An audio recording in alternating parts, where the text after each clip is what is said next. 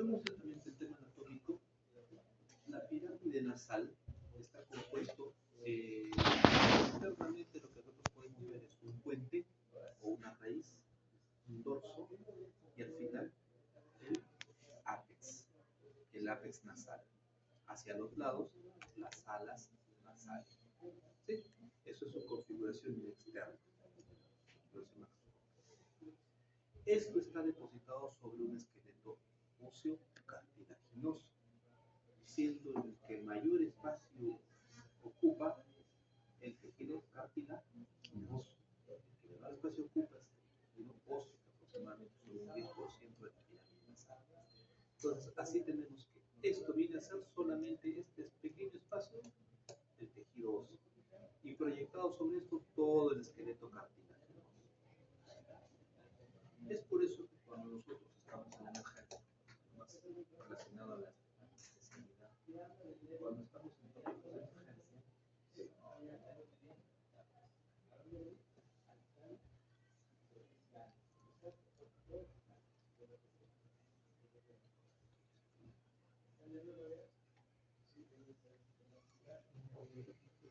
cuando nosotros estamos en emergencia y llegan pacientes accidentados de tránsito,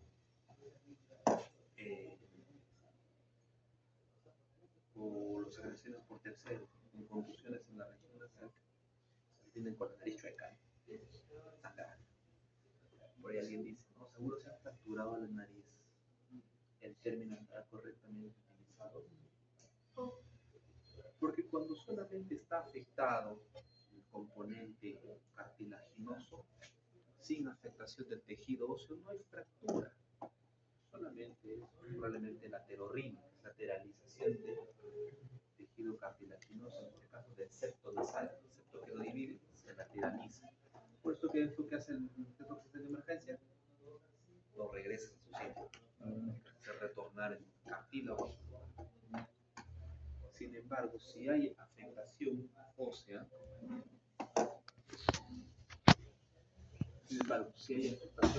sobre todo a nivel de la unión del propio hueso nasal con el proceso nasal, esto sí puede ser incluso quirúrgico. Por eso que ahí ven que les colocan una férula nasal, una férula de yeso nasal, o incluso van a la liberación. Pero si la afectación es netamente acá, no, porque este componente cartilaginoso, donde tenemos los procesos laterales, el cartílago del septo, los accesorios o los alares mayores, en general se corrigen solamente con reposo y analgesia. En el último de los casos, reducción, nada más. Entonces, para eso nos sirve conocer un poco a nosotros el funcionamiento, la arquitectura de la cavidad nasal.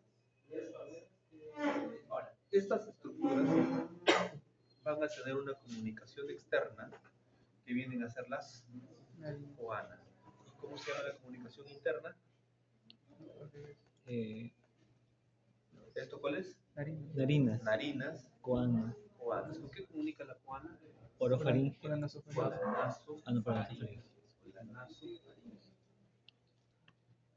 Ahora, el septo nasal, nosotros veíamos este cartílago del septo, la central que divide, está depositado o apoyado sobre dos estructuras óseas importantes, el hueso etmoides y el bóveda. Entonces, cuando nosotros vemos, coge la base de que tienes ahí, ley, señálame la que está.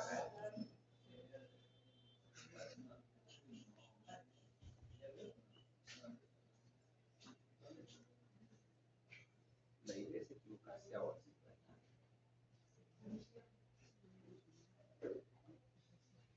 Señálame la que está. Profesor, tengo cita.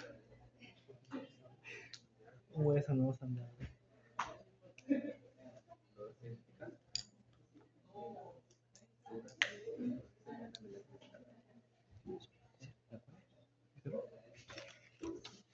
Señálame la cristal.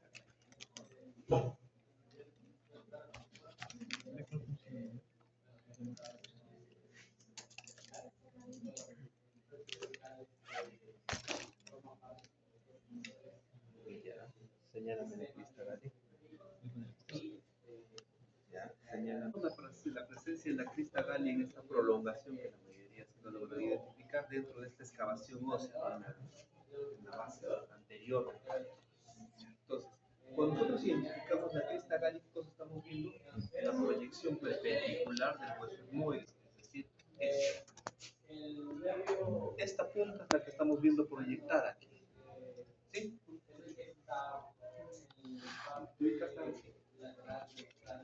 Entonces, esta proyección perpendicular del hueso etmoide, o esa pequeña punta que estamos viendo, si nosotros hiciéramos un corte sagital a este nivel del septo nasal, nosotros podríamos ver el resto de su cuerpo o el resto de su lámina proyectada hacia abajo, el cual se debe apoyar sobre el vómer y hacia atrás tiene comunicación o tiene asiento en el hueso esfenoidal. ¿Se acuerdan de ese hueso en forma de murciélago? Y el hueso esfenoidal nos generaba esa forma de la silla turca, donde se proyecta, donde se deposita la glándula hipofisiaria, ¿no? Entonces, más o menos ya entendemos en qué espacio nos estamos moviendo. Ahora, tanto el senoides con su cresta esfenoidal y el vómer tienen una articulación particular, que es la articulación de tipo esquindidesis, que es una articulación en forma de cuña, que es más que todo para apoyo, ¿no? Ahora, seguimos en este plano, en un plano sagital, ¿no? En este plano sagital tenemos el septo nasal tapizado por mucosa. Al estar tapizado por mucosa tiene proyecciones. Estas proyecciones mucosas van a formar dos cornetes. Y bajo los cornetes, meatos. Tenemos tres cornetes superiores, el cornete superior, medio inferior y los meatos, los respectivos meatos, ¿cierto? Ahora, si nosotros vemos raíz nasal o hueso nasal, el dorso formado básicamente por el esqueleto cartilaginoso, tapiz mucoso con sus respectivos cornetes y meatos. Hacia atrás, esto es el hueso esfenoidal, silla turca. Por delante de la silla turca, este pequeño espacio vacío lleno de aire, que es el seno esfenoidal. Aquí, en el hueso frontal, encontraremos este espacio de aire, que es el seno frontal. Ahora, si nosotros hiciéramos una sección, o hiciéramos un corte a nivel de lo que es los cornetes medio y superior, retiramos esto, detrás de esto vamos a encontrar una serie de proyecciones mucosas en forma de laberinto, que son las celdillas etmoidales, que conforman el seno etmoidal. Entonces, hay una relación de vecindad entre el seno frontal, seno etmoidal, seno esfenoidal, cavidad nasal. Y esto lo vamos a verlo más adelante cuando veamos seno por seno, en que estas cuatro estructuras van a compartir muchas veces irrigación arterial, drenaje venoso e inervación. ¿Sí?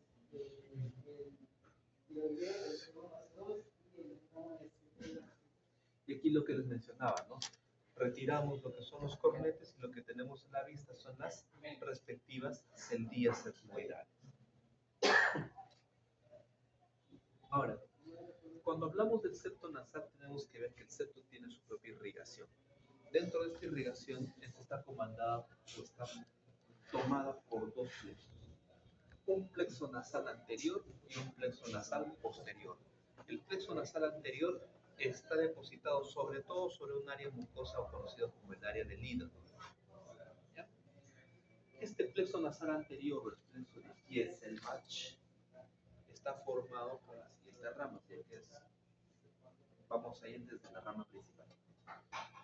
Carótida externa, carótida interna. ¿Sí? La carótida interna predominantemente ¿a dónde va? ¿Cuál es su objetivo final? Es irrigar el polígono de Willis. Y en el polígono de Willis, ¿qué ramas va a generar? La cerebral anterior y la cerebral posterior. Porque si ustedes recuerdan, el polígono de Willis, por irrigación cerebral, está compuesto por dos sistemas, ¿cierto? El sistema carotídeo y el sistema basilar. El sistema carotídeo es dueño del 80% de las acciones y el sistema basilar es dueño del 20%. Accionista mayoritario carotídeo interno. Sin embargo, la carótida interna en el trayecto bota una rama sin rostro, que es la rama oftálmica. Esa rama oftálmica luego se subdivide en dos, que es la etmoidal anterior y la etmoidal posterior. Parte del plexo de Kieserich. ¿Sí? Además, carótida externa. La carótida externa nos va a ayudar con dos ramas, la rama maxilar y la rama maxilar. La rama maxilar ayudará con la esfenopalatina y la palatina mayor, mientras la facial lo hará con su rama septal de la arteria labial superior. Entonces, cuando en el examen les pregunto, dibuje o esquematice el plexo de Kieselbach, ese es el componente que debe arrastrar. Carótida externa, carótida interna, su respectivo esquema, generando qué ramas está generando para conformar estas 5 ramas finales, que son parte del plexo de Kieselbach. ¿Sí? Ahora, así como hay un plexo nasal anterior, hay un plexo nasal posterior. El plexo nasal posterior, hacia esta zona de acá, se llama plexo de Woodruff. El plexo de Woodruff es mucho más fácil de aprenderse porque solo lo conforman 2 ramas finales. Y estas 2 ramas finales son la esfenopalatina y la palatina mayor, que son ramas de la arteria maxilar. ¿Y la maxilar es rama de quién? La carótida externa. De la carótida externa.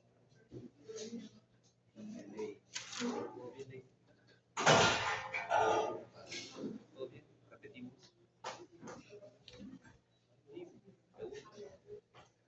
Está claro, se entendió, ¿no? Doctor, una consulta. Para acceder a seccionar un tumor de hipófisis, ¿cómo sería más o menos una Aquí correlación? lo vamos a justo con el tema de seno, ahí les voy a mencionar por qué no tiene que ver con el seno general. Ahí lo vamos a ver. ¿Ya que hasta aquí? ¿Alguna pregunta?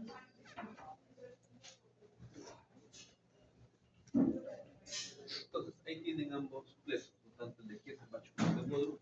¿Y por qué? Porque es importante conocer esto. ¿De qué nos sirve esto de nuestra vida diaria de médico? Mucho nombre.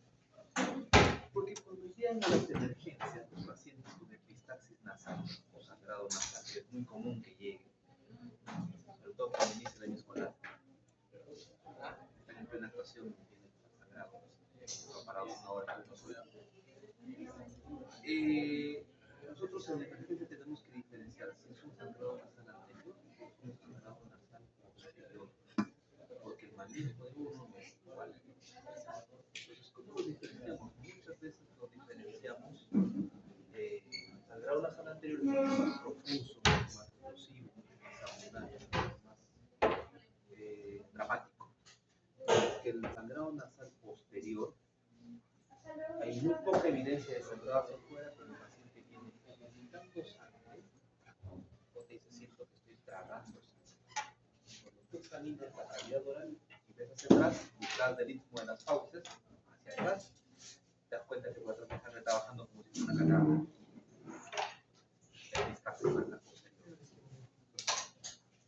Esto se soluciona con un taponamiento nasal. Esta es su gafita, de milimetrina, parece grave. Pero esto necesitas colocar, a veces hay sondas especiales, pero lo que más usualmente utilizamos en emergencia, estas sondas urinarias, las sondas Foley, esas que tienen su globito al final, las metemos, sale por la boca, le inflas el CAF, lo traccionas nuevamente para que retroceda. Al momento de retroceder, el globo queda atascado acá. Al quedar atascado ahí, genera compresión. Esta compresión se llama hemostasia. Para el sangrado. Es una forma de un taponamiento nasal. Entonces, ahora, cuando venga un paciente con una epistaxis nasal anterior o posterior, ustedes lo logren ver, inmediatamente en su cabeza aparecerá la información. ¿Qué estará sangrando? ¿Kieselbach o Woodruff? Si es Kieselbach, van a implicar las ramas de la carótida externa y la carótida interna. Si es carótida interna, la rama de la oftálmica. Y si es la oftálmica, serán las etmoidales, anterior y posterior. Y si es la carótida externa, debe ser rama de la maxilar, maxilar y facial. Si son ramas de las maxilares, ¿cuáles son? Palatina y la palatina mayor. Y si es rama de la facial, ¿cuál es? la rama central de la arteria radial superior, ¿no? Y si fuera una epistaxis nasal posterior, sospecho que está comprometido la arteria carotida externa a través de su rama maxilar, ¿no? Con las arterias esternopalatina y palatina. ¿Sí? ¿Se entiende? Entonces, aprendes eso, lo vas a hacer mucho más sencillo si lo ves. No sé.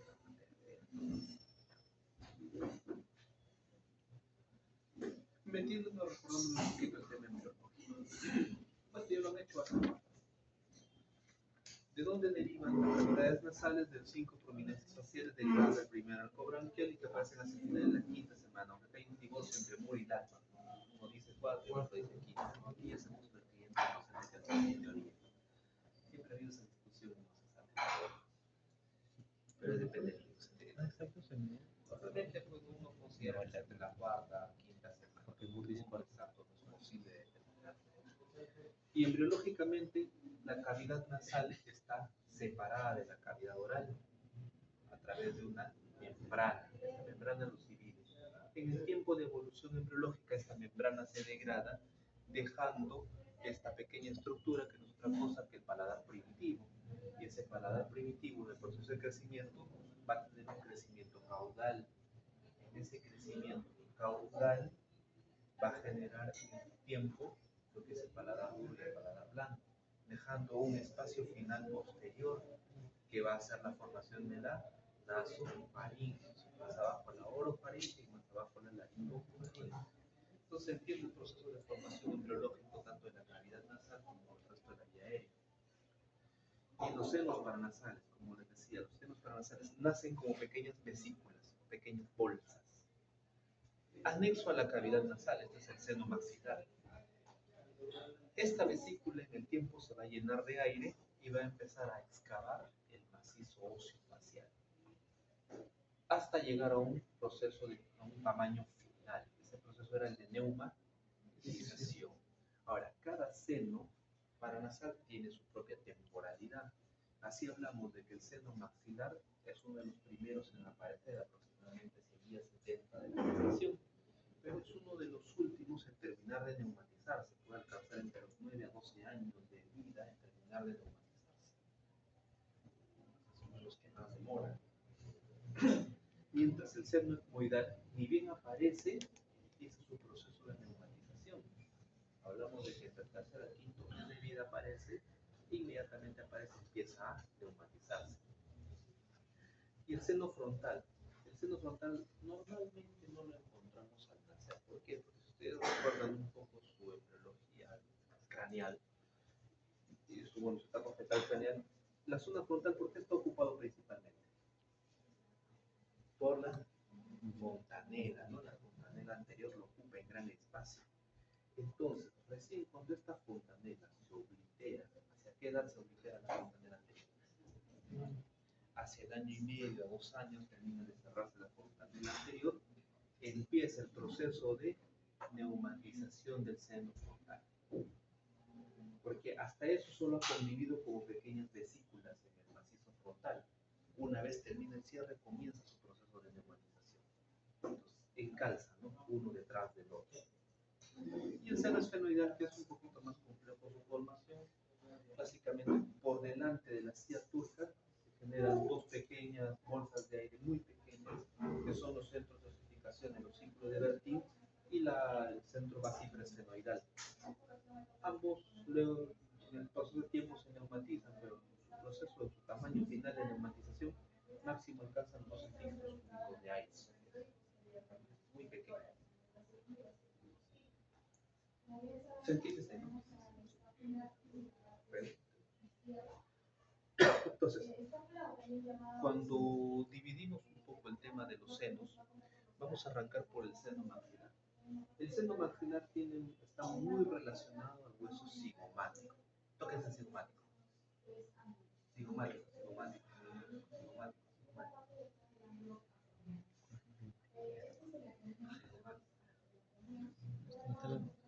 Está en la mejilla. Varios están bien, pero varios me señalaron el cigomático más acá. El cigomático es toda esta zona hasta el arco del cigomático, ¿correcto? ¿Por qué les digo que está relacionado acá? El seno maxilar es como una pirámide recostada.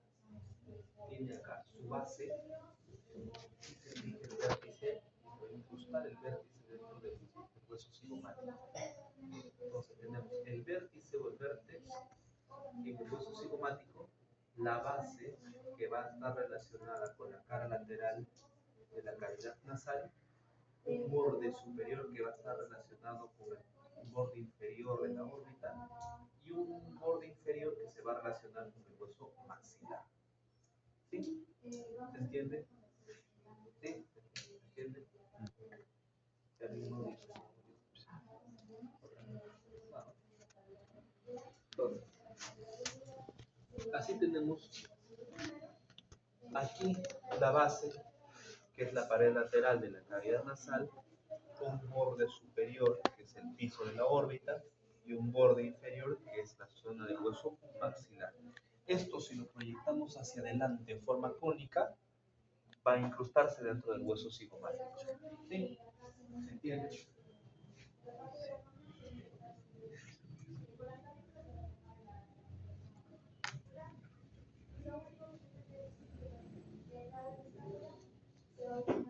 Ahora, el seno maxilar se va a comunicar, como lo hacen todos los senos, se va a comunicar con la cavidad nasal a través de un orificio. Este es el orificio del seno maxilar, o también conocido como el ostium del seno maxilar. ¿Dónde se ubica el ostium del seno maxilar? En el meato medio. Ahora, es un orificio que en teoría mide de entre 3 y 5 milímetros. Entonces, cuando la mucosa en esta zona se matiza, se inflama, se hincha por cualquier proceso inflamatorio X, tiende a obliterarse ese espacio. Por ende, si ese espacio por donde drena el seno se cierra, quiere decir que todo lo que está dentro del seno se empieza a acumular, porque eso, como todo está pisado por mucosa, y de poco produce. Entonces, ese moco no es expulsado, y cuando se han quedado gérmenes ahí, se convierte en zona de caldo de cultivo de bacterias, que da como resultado final la sinusitis. Ahí hablamos un poquito ya de la fisiopatología de la sinusitis. Dentro de la sinusitis, los 4 senos puede dar sinusitis. La más frecuente es la sinusitis del seno maxilar. Luego en frecuencia le sigue la del frontal, y las dos más raras son la del etmoidal y esfenoidal. Pero hablamos de una relación que la del seno maxilar es más del 80% de casos. El otro 20% está distribuido entre frontal, etmoidal y esfenoidal, siendo la esfenoidal la más infrecuente de todas, pero también la que tiene mayor mortalidad. Y luego les voy a explicar por qué la sinusitis del seno frontal, etmoidal y esfenoidal son las 3 peligrosas. Ahora, este es un corte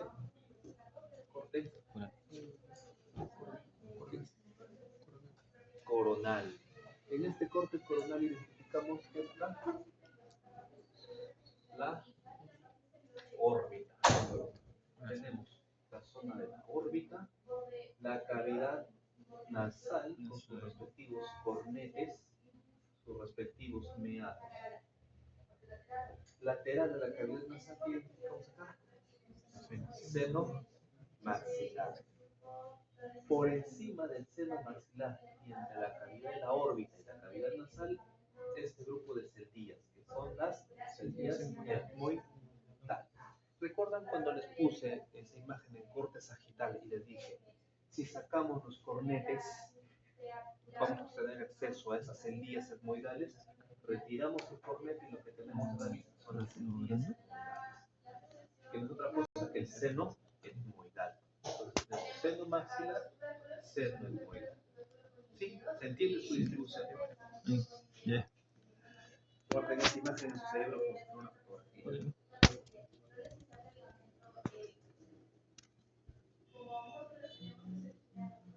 Entonces, con esto lo hemos proyectado en tomografía. En la tomografía, en un corte coronal abdominal que tenemos acá? Las Órbitas. órbitas. Acá que tenemos, Cavidad nasal. acá, cavidad Nasal. nasal. Cornetes. Me, Meatus. seno, Maxilar. etmoidal. Etmoidal. Es más, si acá vemos el tabique del septo nasal, hacia acá atrás podremos ver cómo se proyecta la cresta Galli hacia arriba, ¿no? Entonces, de aquí hacia atrás estará proyectando la lámina perpendicular del hueso etmoidal. ¿Se entiende? Entonces, leer imágenes en general no es difícil mientras tengas tu base anatómica clara. Si tienes la base anatómica clara, entender imágenes es como ponerlo en tu cerebro, hacer la conversión a colores, ¿no?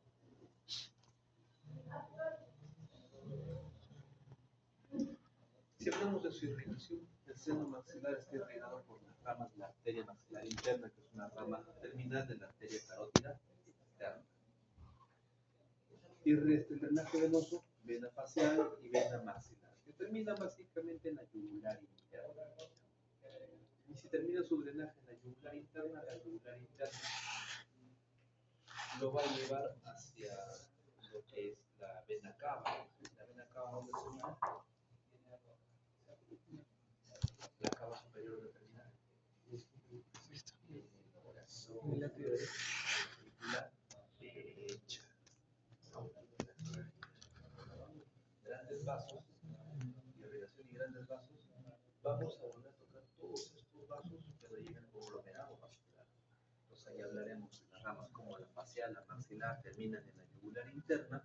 La yugular interna se une a la subclavia para formar el ángulo yugulo-subclavio. Finalmente termina en la tronco brachiocefálico, venas brachiocefálicas derecha e izquierda, y luego se unen para ir directo a la vena cava. Entonces, eso lo vamos a ver en vascular. Yo necesito que ustedes vayan fijando algunas cosas desde acá, que luego lo van a conglomerar todo. Y la inervación aquí es facilito. Todos los senos son inervados por el sistema trigémino-cefálico. El nervio trigémino es dueño de todos estos senos. Lo único que va a abrir es la rama. La primera rama, la segunda rama es dueño del maxilar. Y la primera rama es dueño de los otros tres. Así de simple. La segunda rama del nervio trigémino, a través de los nervios alveolar superior, palatino anterior y nervio infraorbitario, son los encargados de inervar al seno maxilar. Ahora, un punto, una mención aparte, necesita el nervio infraorbitario, ya que el nervio infraorbitario emerge por el orificio infraorbitario. El orificio infraorbitario. ¿Sí? Entonces, por el orificio infraorbitario emerge el PAM, vena, arteria y nervio infraorbitario. Y eso ustedes lo han visto cuando han hecho ojo en anatomía. Entonces, el PAM infraorbitario es responsable de irrigar e inervar qué estructura.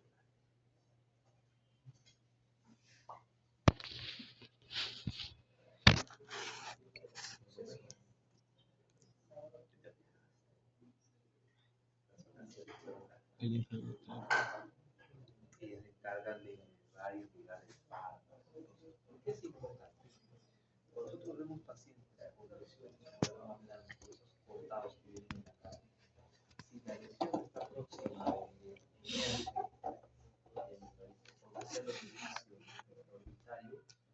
luego de suturarlo tenemos que valorar del paciente la sensibilidad y la motricidad del párpado, porque puede ser que quede como secuela el párpado caído. Entonces, ya que cerrar el ojo, abierto, enviarlo al neurólogo, hay que enviarlo al oftalmólogo para que lo reconstruya. Entonces, es por eso que es importante conocer esa parte de la anatomía.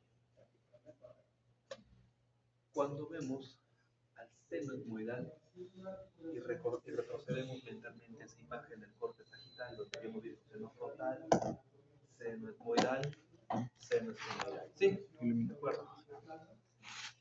Y hemos dicho que el seno etmoidal era el resultado de retirar los cornetes superior y medio, y nos quedamos con las proyecciones mucosas que tenían la forma de un laberinto. invaginaciones mucosas. Estos van a formar el seno etmoidal. Ahora, el seno etmoidal está dividido en seno etmoidal anterior, o semillas etmoidales anteriores y semillas etmoidales posteriores. Ambas a su vez se subdividen en subsistemas.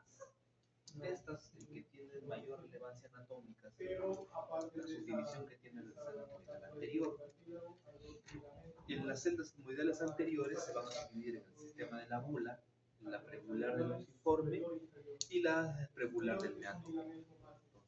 Cada uno va a tener su propio sistema de cendillas. Correcto. Cuando queremos ver el tema de la irrigación, para la irrigación vemos que el etmoides anterior está irrigado por la arteria etmoidal anterior más la esfenopalatina, mientras el etmoides posterior está irrigado por la arteria etmoidal posterior más la arteria del cornete. Cuando hablamos del drenaje venoso, acá se pone mejor. El drenaje venoso está a cargo del seno cavernoso, la vena facial y el plexo etérico maxilar. El seno cavernoso y el plexo etérico maxilar están en relación directa con el drenaje venoso cerebral, al igual que el seno frontal. El seno frontal tiene relación directa con el seno venoso sagital y el seno esfenoidal tiene relación con el seno venoso alrededor de la silla turca. Entonces, estos tres senos tienen un drenaje venoso común o compartido con el drenaje venoso cerebral. Es por eso que cuando estos senos se infectan por contigüidad o por diseminación hematológica, los gérmenes se pueden ir al cerebro. Por tanto, la complicación más frecuente y más severa que tienen estas infecciones en estos senos son las meningoencefalitis. Y de todos estos, por eso les dije, la sinusitis del seno esfenoidal es la que tiene mayor mortalidad porque está más cerca todavía del tejido cerebral. ¿Sí? Entonces la convierte en una infección realmente severa. Y la inervación está a cargo también del sistema nervioso trigeminal simpático. ¿Qué rama les dije? ¿Qué rama del trigeminal? La primera rama, ¿no? B1. Y de sus subramas etmoidales anteriores y posteriores. El seno frontal, habíamos dicho que el seno frontal era uno de los últimos en aparecer a nivel de masa frontal. Estos senos tienen una forma de una pirámide, un cuadrilátero en forma de pirámide trunca, el cual va a tener sus propias, si son dos, va a tener cada uno su comunicación homolateral con su misma fosa nasal, ¿sí? A través de sus propios conductos. Pero eso es en el 60% de los casos. Anatómicamente puede existir solo un seno frontal o puede ser solo ser un solo paquete junto. Eso es más o menos el 40% de los casos, porcentaje de aparición. El seno frontal va a tener sus propias caras, va a tener una cara anterior que es una cara frontal, que es básicamente la cara más gruesa que está recubierta por delante por piel, y una cara posterior que es una cara cerebral. Entonces, por delante el macizo óseo es mucho más grueso, ustedes lo ven, es mucho más grueso. Por detrás esta lámina es mucho más delgada, fácilmente fracturada. ¿Por qué nos importa eso? Les doy mi visión quirúrgica. A nosotros nos importa esto el trauma porque cuando viene un paciente con una contusión frontal y le tomamos una tomografía, si veo aire en el cerebro, inmediatamente tengo que pensar que se ha roto la cara posterior del seno frontal y ese aire que estaba contenido en el seno ha empezado a filtrar hacia el cerebro. Por tanto, mis ojos irán a buscar inmediatamente en el espacio donde debería estar el seno si este está lleno de aire o está ocupado por algo. Y normalmente en ese caso se van a ocupar de sangre. Sangre del cerebro, sangre trasvasa hacia el seno y eso se llama hemoceno. Entonces, eso es una de las situaciones importantes por las cuales reconocemos las paredes del seno frontal. Luego también tendrá una pared inferior que es la pared órbito-nasal, la cual va a tener su segmento orbitario y su segmento etmoido-nasal. Segmento etmoido-nasal porque en esta caída de acá va a tener contacto con las vías etmoidales y más abajo la cavidad nasal. Y una cara interna que es el tabique intersinusal, ¿no? Cuando está presente se forma parte de las paredes del seno frontal. Si hablamos de su irrigación, el seno frontal está por delante del seno etmoidal, ¿cierto? Pero como están en el vecindario, van a compartir la irrigación de la arteria etmoidal anterior. Y va a colaborar en el camino las arterias del meato medio. En cuanto al drenaje venoso, todas sus venas que están circundantes van a terminar confluyendo hacia el seno venoso sagital superior. Y la inervación va a depender del nervio oftálmico de Willis. ¿A qué nervio se le conoce como el nervio oftálmico de Willis?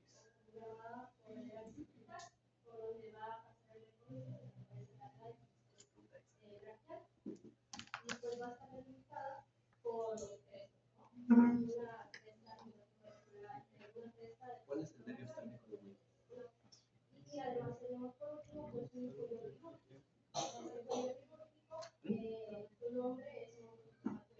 La B1 del trigémino, es su nombre o su epónimo, ¿no? Nervio oftálmico de Willis, se le conoce a B1.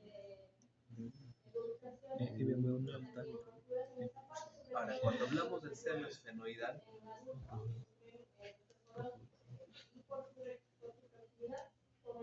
vamos a verlo con esta imagen.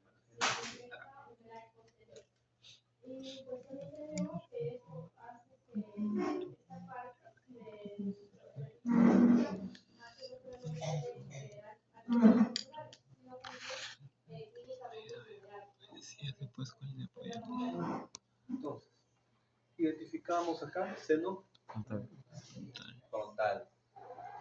Por detrás está el seno etmoidal. Aquí el seno esfenoidal. Entonces, terminan siendo el seno esfenoidal dentro de este hueso en forma de alas de murciélago, que tiene su silla turca, sus dos orificios que van a formar el orificio o la celda seno esfenoidal, van a tener sus propias caras. Dentro de estas caras que tiene el seno esfenoidal, la cara más importante es la cara anterior, o su cara nasal. Esta es la cara nasal. ¿Por qué es importante? Porque ha servido como punto de reparo anatómico para procedimientos, aquí lo que su compañero preguntaba más temprano. En neurocirugía, como ahora toda la parte quirúrgica estamos empezando a trabajar bastante en lo que es lo mínimamente invasivo, pues ya está de moda la laparoscopía, la robótica y todo eso. Mientras menos más chiquitos se corte mejor. Entonces, y empezamos a utilizar también orificios naturales.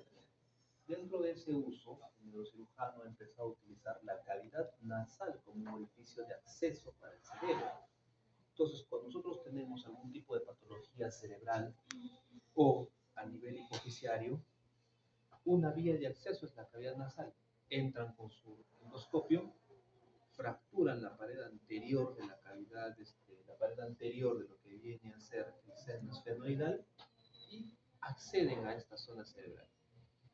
¿En qué tratamiento, en qué procedimiento se utiliza? Sobre todo para hacer biopsias, tumulaciones, para hacer series de tumulaciones pequeñas, retiradas. Son muy pequeñas y pueden hacerse por ahí, las retiro. Entonces, esta vía termina siendo menos lesiva que hacer una criotomía y meterle la mano a todo el cerebro y queda abajo. Ese manoseo deja muchas secuelas. Cada vez se exploran otras vías, otras formas de llegar más rápido a la estructura sin necesidad de dañarla. ¿Sí? Entonces se entiende por qué esa parte del seno esfenoidal es importante. ¿Sí? ¿Respondí tu pregunta?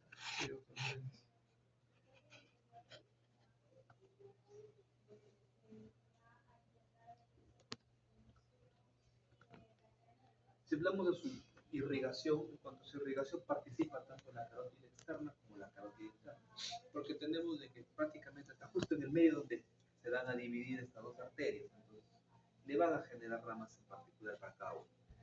La carótida externa, a través de la arteria del conducto pterigoideo, posterior y la arteria tericopalatina. Ya recordábamos que sobre todo la tericopalatina es la rama de la maxilar, ¿no?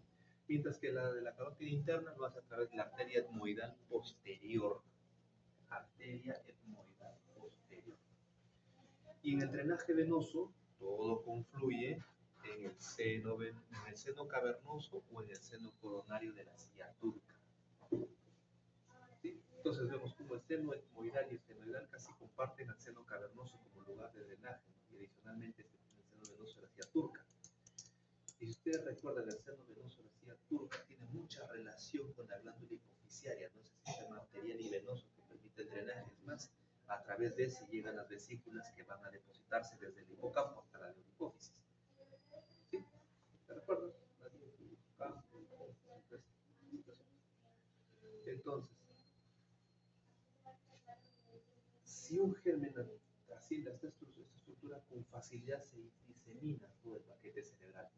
Es más, muy cerca de eso, en su cara posterior, tienes a la zona mesencefálica. Estamos hablando incluso ya de la zona del tronco cerebral. Entonces, una infección en esa zona, es por eso que su mortalidad termina siendo bastante alta. Y en cuanto a su inervación, depende también, ¿no? Ya hemos dicho el tema trigémino simpático, B1 a través de sus ramas, etmoidal, sobre todo etmoidal posterior. Hasta aquí.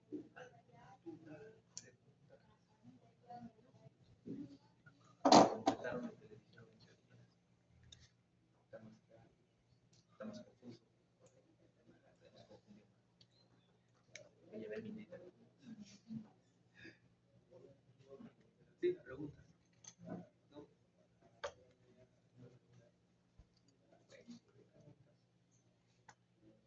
El siguiente lunes, el siguiente miércoles es laringe traqueobronquial.